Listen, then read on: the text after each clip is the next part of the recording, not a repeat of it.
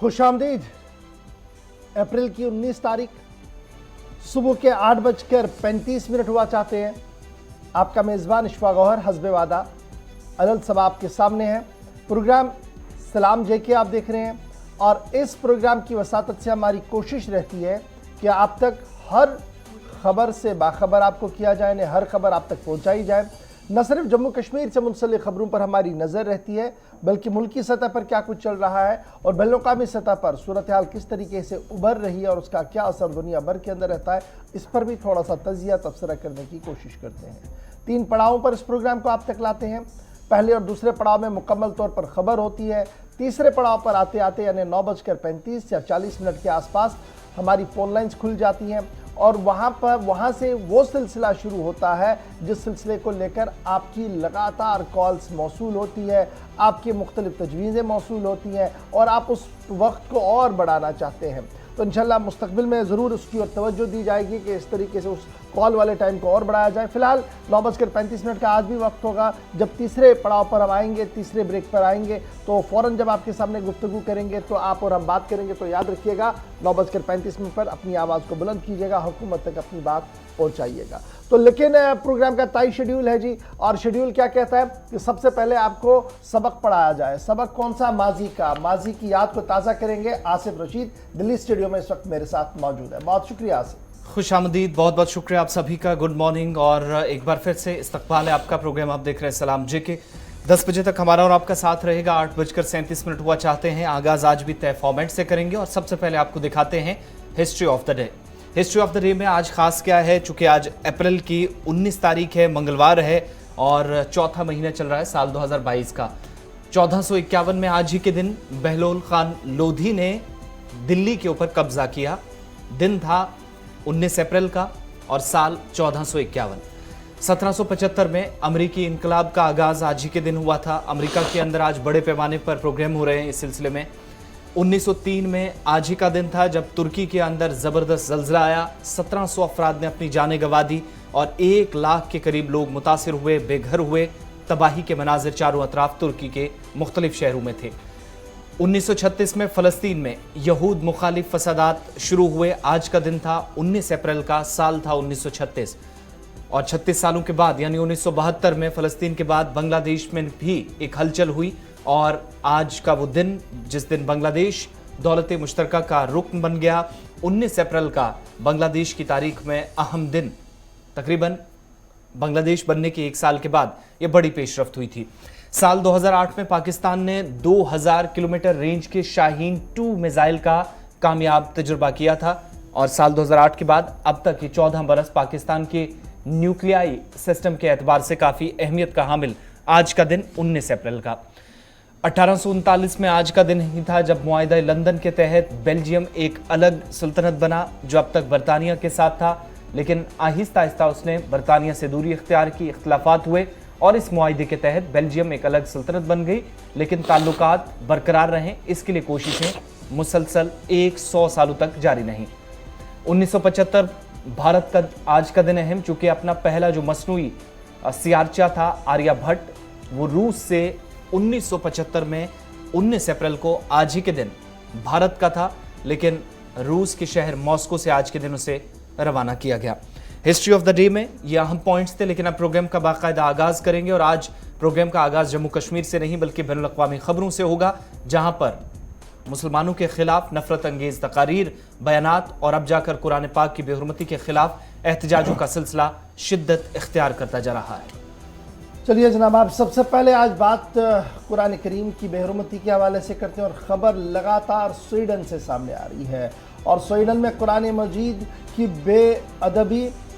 की खबर सामने आई है और बेहुरमती की खबर सामने आई है। मुल्क भर में एहतजाजी मुजाहिरों में आई शिद्दत। स्वीडन की मैं बात कर रहा हूँ कि स्वीडन में मुल्क भर में एहतजाजी मुजाहिरों में आई है शिद्दत। जारी मुजाहिरीन और शिद्दत पसंद के बीच कई जगहों पर पुरतशद्दुद झड़पें भी हुई हैं। स्वीडन में दाएं बाजू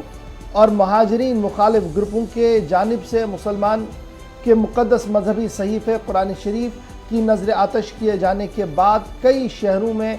आज चौथे रोज़ भी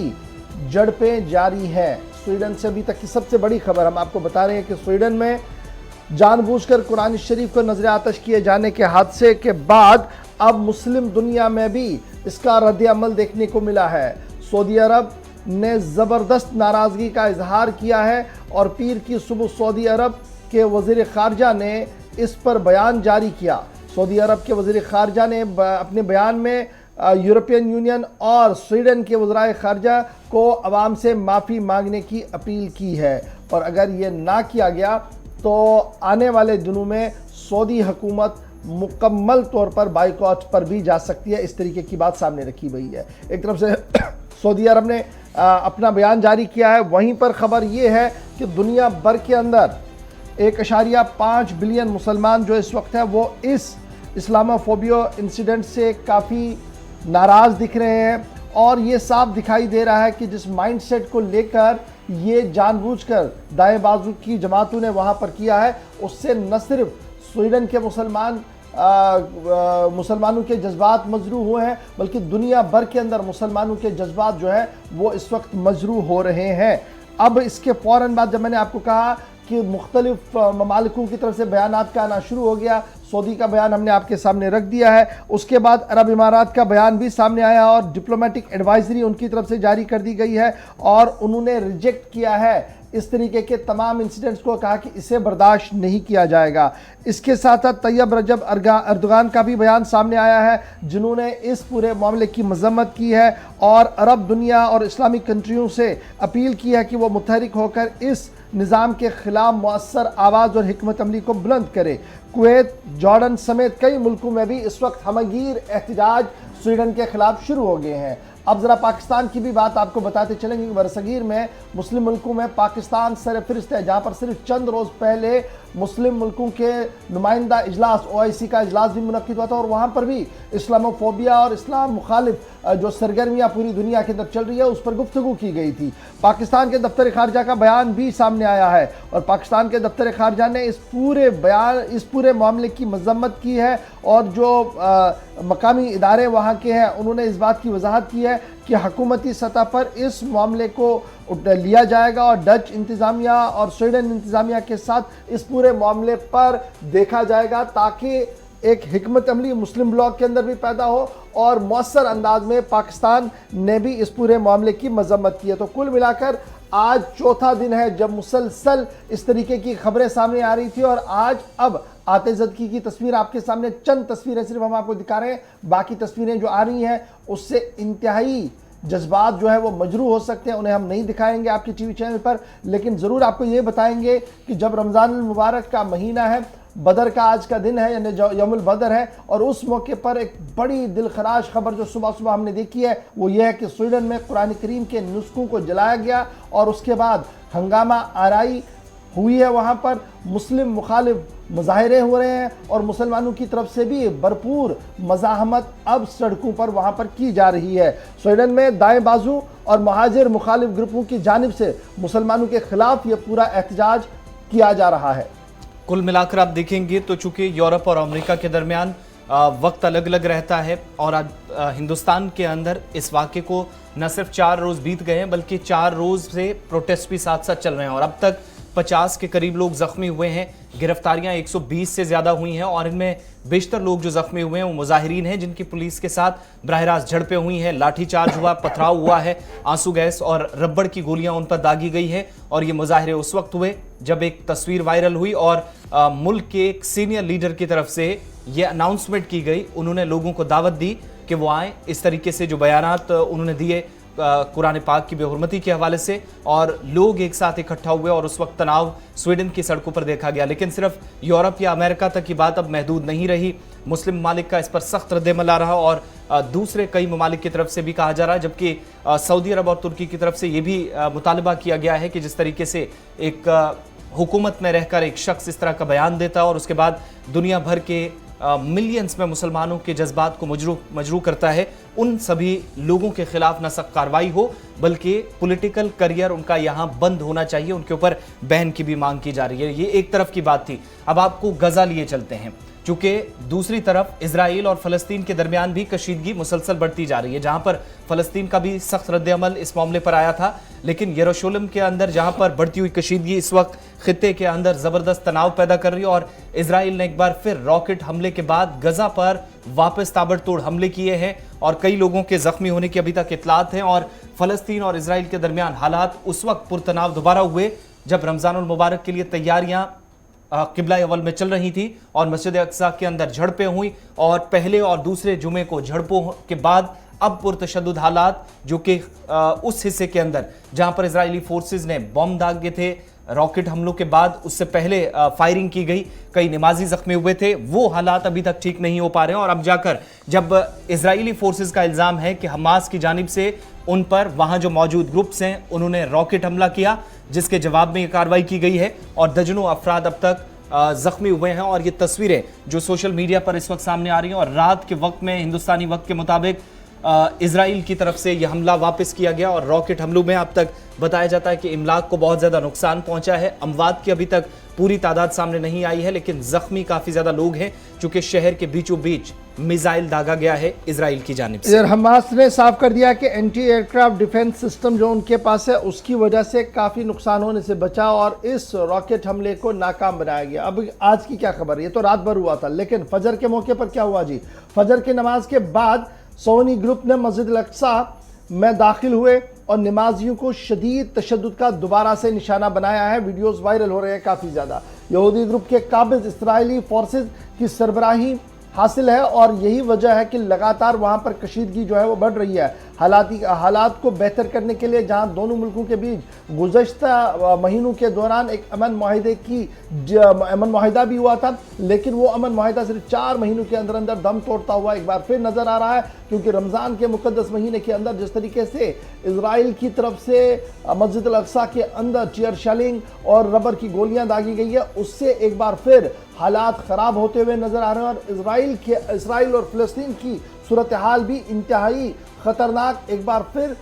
सुर्खियाँ बनती हुई नज़र आ रही है। काबिल ज़िक्र है कि चंद दिन कबल भी इसी तरीके के मुजाहिरे वहाँ पर हुए थे, इसी तरीके का तशद्दुद हुआ था, जिस तरीके का तशद्दुद आज नमाज फजर के बाद वहाँ पर होने की इतलात मौसूल हो रही है। अब बढ़ते हैं आगे तीसरी बड़ी खबर की और आलमी खबरों में जहाँ तीसरी अहम खबर वो भी मुस्लिम ब्लॉक से, वो ज़रा पाकिस्तान की आपको बताते हैं, क्योंकि पाकिस्तान के अंदर माना जा रहा है कि आज का दिन अहम हो सकता है। अब ये हो सकता क्यों है, क्योंकि मामला है पाकिस्तान की नई हुकूमत की हलफ बर्दारी का और 31 वज़रा आज हलफ उठा सकते हैं।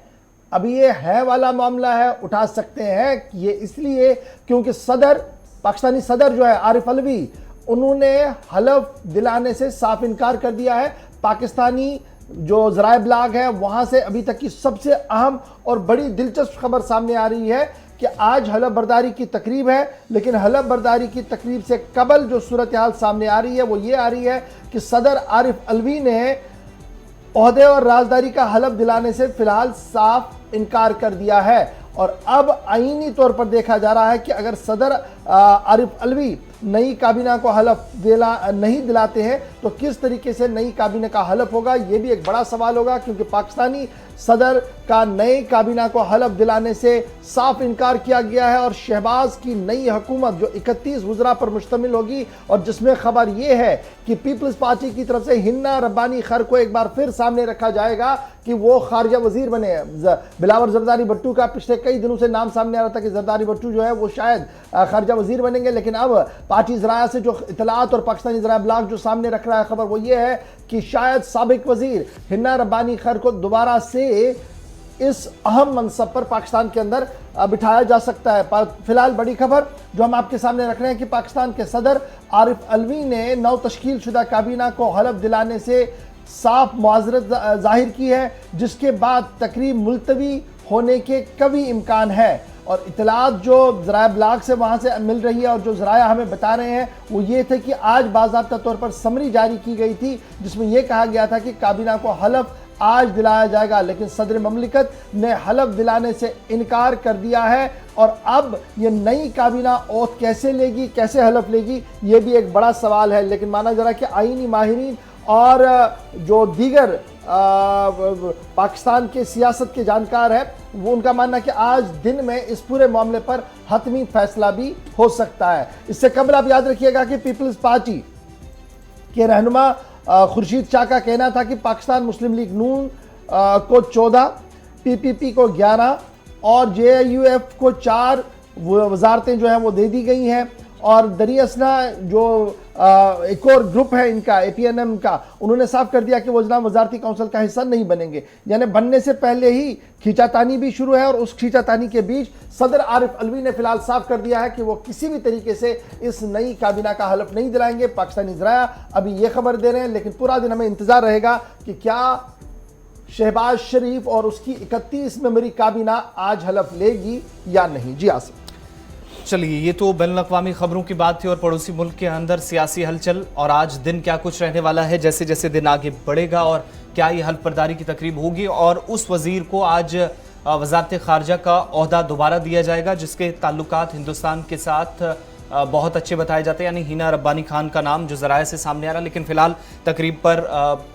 खतरे के बादल ही मंडरा रहे हैं, चूँकि सदर पाकिस्तान ने इनकार कर दिया है कि वो इस तकरीब के हल्फ बर्दारी में ना शामिल होंगे, ना इस तरह की कोई इजाज़त उनकी तरफ से दी गई है। बढ़ते आगे बात अब ज़रा मरकज़ के ज़ेर इंतज़ाम जम्मू कश्मीर की सलामती सूरत हाल और साथ ही मरकज़ी वज़ारत दाखिला के एक अहम इकदाम की करते हैं। चूँकि एक बड़ा फैसला लिया गया है, आपको याद है कि हालिया इंतखाबात, असेंबली इंतखाबात 5 अलग अलग रियासतों में हुए, जिनमें पंजाब, उत्तर प्रदेश और उत्तराखंड भी शामिल थे। इसके अलावा मिजोरम और गोवा के अंदर भी इंतखाबात हुए। उन इंतखाबात के लिए जो सिक्योरिटी डिप्लॉयमेंट थी, उनमें पैरामिलिट्री फोर्सेज और मकामी पुलिस के साथ मुख्तलिफ रियासतों के अंदर सिक्योरिटी ग्रिड को मजबूत बनाने के लिए 5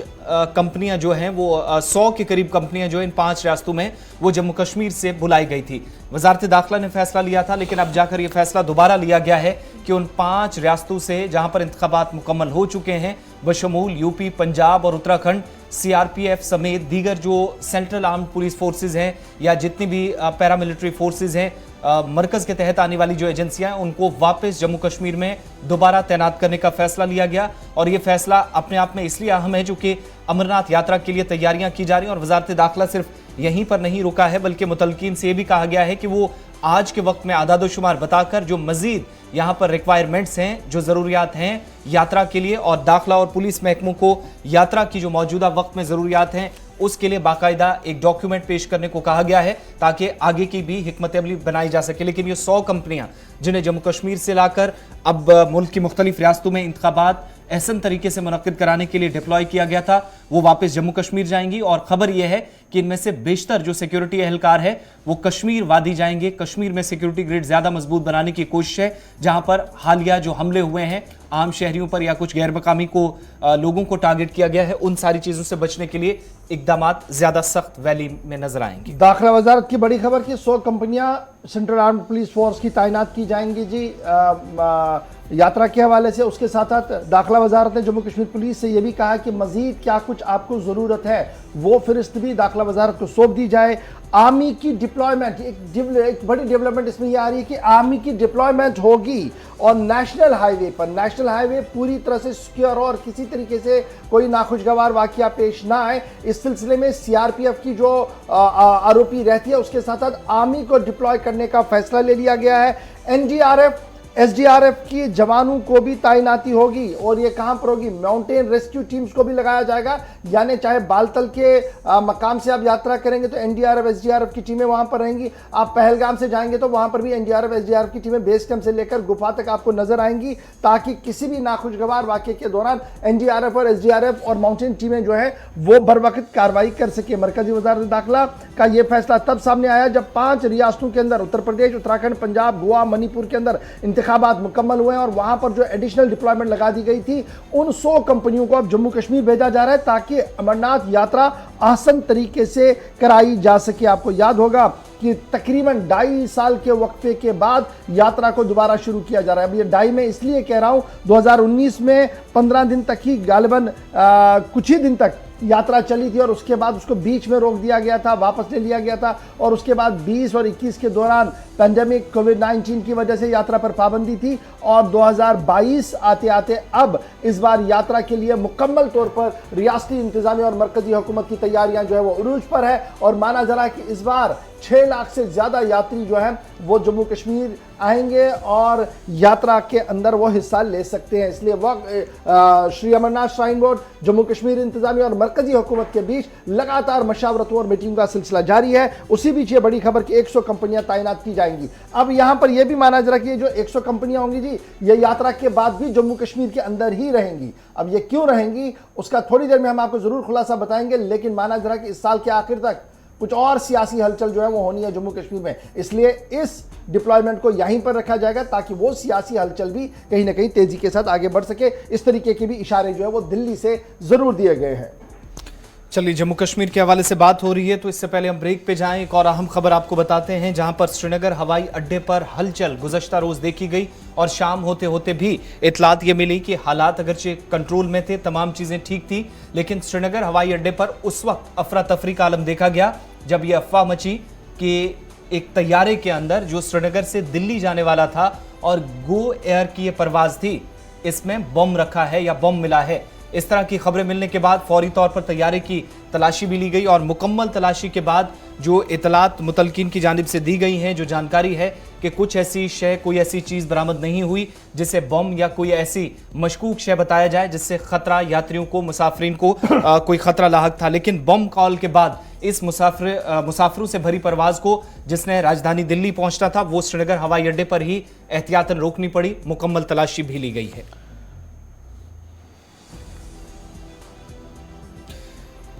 इस बीच आपको बताएं कि जो इसमें मजीद जानकारी मिल रही है कि बाद में परवाजें जो है वो, यानी आज या रात के वक्त में जो बाकी परवाजें वो मामूल के मुताबिक चलती रहेंगी और चलती रहीं। बाकी किसी परवाज को कोई रुकावट या कोई परेशानी नहीं आई। इन सारी चीज़ों के बीच में ये महज एक अफवाह थी जो मुतलका इदारे की जानिब से या एविएशन अथॉरिटी की जानिब से भी कंफर्म कर दिया गया है, सिर्फ अफवाह थी, जिसके बाद इस परवाज को रोकना पड़ा था। और गो एयर की ये फ्लाइट थी जिसमें यह बताया गया कि श्रीनगर हवाई अड्डे से वो मुसाफिरों की एक बड़ी तादाद को लेकर अब वो नई दिल्ली रवाना होगी। लेकिन रवानगी से कबल यह अफवाह मची कि गो एयर के इस तैयारे में बम है और बम कॉल के बाद इसे एहतियातन एयरपोर्ट पर रोका गया, जहां पर मुकम्मल तलाशी भी बाद में ली गई है। चलिए जनाब, अब आते हैं जी आगे बढ़ते हैं। जरा एक और बड़ी खबर आपको बताते हैं। मरकजी वजारत दाखिला का एक और अहम और बड़ा फैसला है और मरकजी वजारत दाखिला का एक अहम और बड़ा फैसला जो है वो इंतहाई अहम ये है कि कुछ और लोगों को लिस्ट कर दिया गया है, यानी दहशतगर्दों की लिस्ट में उन्हें डाल दिया गया। और मरकजी वजारत दाखिला ने जैश ए मोहम्मद कमांडर आशिक अहमद नेंगरू का नाम भी इंतहा पसंद यानी मिलिटेंटों की, टेररिस्ट की, दहशतगर्दों की लिस्ट में डाल दिया है। और ये जो नाम है ये पिछले कई महीनों से लगातार सुर्खियों के अंदर था और ये 5वीं नोटिफिकेशन होगी। जब आप देखेंगे बैक टू बैक जो नोटिफिकेशन पिछले 1.5 महीने से निकल रही है, ये 5वीं नोटिफिकेशन है जिसके अंदर आशिक अहमद को डेजिग्नेट किया जा रहा है as a terrorist, as a दहशतगर्द। नेंगरू का ताल्लुक जो है, नेंगरू के बारे में यह माना जा रहा है कि वो इन्वॉल्व है जी इन्फिल्ट्रेशन कराने में, यानी दरअंदाजी कराने में मिलिटेंट्स की जम्मू कश्मीर के अंदर, और वो रिस्पॉन्सिबल है कई अहम इंसिडेंट्स जो जम्मू कश्मीर के अंदर हुए हैं।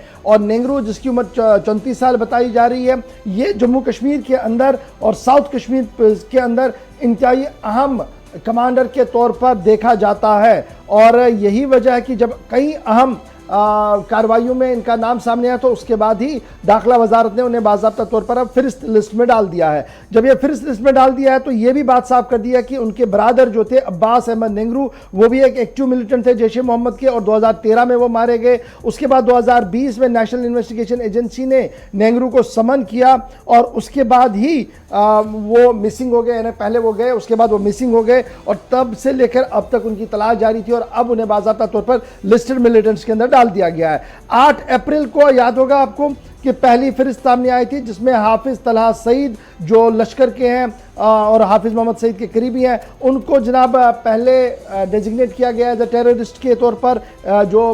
ऑफिशियल लाइन ले ली गई। उसके बाद सिर्फ 3 दिन के अंदर 11 अप्रैल को एक और नोटिफिकेशन आई जिसमें मोहिउद्दीन औरंगजेब आलमगीर इनका नाम सामने आया, क्योंकि ये नाम वो था जो सीआरपीएफ पर हमला हुआ था 2019 में, इनका नाम उसमें घूम रहा था, तो इनको डेजिग्नेटेड लिस्ट में डाल दिया है, मतलूबा तरीन लिस्ट में डाल दिया गया है। 12 अप्रैल को अली काशिफ जान जो पाकिस्तानी हैंडलर है, उनका नाम इसमें आया क्योंकि पठानकोट एयरबेस के अंदर था। और अब जब 13 तारीख को आपको याद होगा जो लेटेस्ट एडवाइजरी आई थी, उसमें मुश्ताक अहमद जरगर जो अल उमर मुजाहिदीन के कमांडर हैं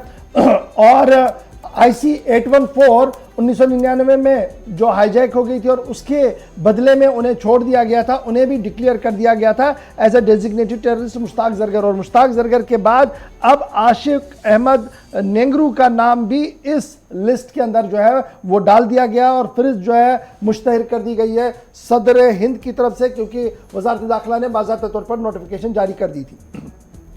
चलिए जनाब, यहां से छोटे से ब्रेक का वक्त हो गया। ब्रेक के उस पार आएंगे तो आपको बताएंगे बैक टू बैक कई एक्सीडेंट्स हुए हैं और एक्सीडेंट्स के अंदर कई लोगों की जान भी चली गई है। और कुपवाड़ा से भी एक बड़ी खबर इस वक्त आ रही है। क्या कुछ खबर है बताएंगे आपको डिटेल के साथ छोटे से ब्रेक के फौरन बाद।